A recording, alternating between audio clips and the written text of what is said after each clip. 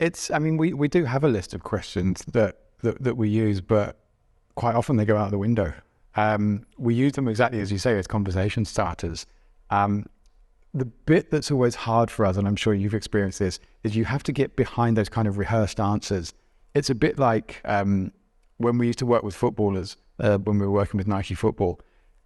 The kind of joke was whatever question you would ask a footballer, they would always say, oh, it's about hard work, because they're so media trained that they will just give you that stock answer. And it's really, really, really hard to get behind that. And that's a slightly different thing because you're dealing with people who are media trained and, they're aware that the club monitors what they say very carefully and, they're very cautious with that.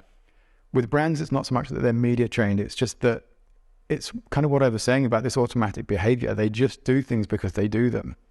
And a lot of brands, a lot of companies start up the way we did, as a complete accident. We did some work with the brand Pop Sugar years ago, and they wanted us to come in and kind of find their brand story. And I asked them, and I said, "Why did you start the brand?" And he said, "To make money."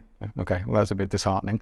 But even that is like, well, okay, that is true, but why this? Why are you not running a steel company? Why are you not running a series of gambling shops? There is a reason that you're doing this, and sometimes the answer isn't anything more enlightening than just keep asking them and you will get there, and very much sort of following their answers, just having that sort of radar attuned to when they say something that's a bit interesting, you go, oh, okay, tell me more about that.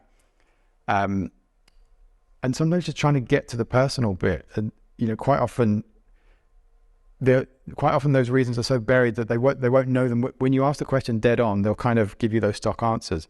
But if you sort of say to them, okay, what was going on in your life at that time? What were you doing? Where were you living? Oh yeah, do you remember that? If you start asking them about films, about culture, about that time, quite often they'll reveal a lot more.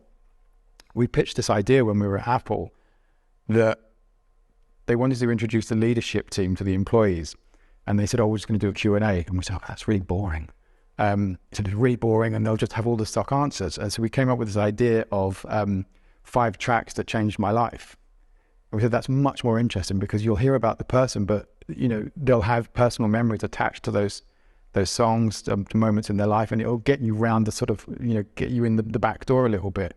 You'll get something a bit more interesting.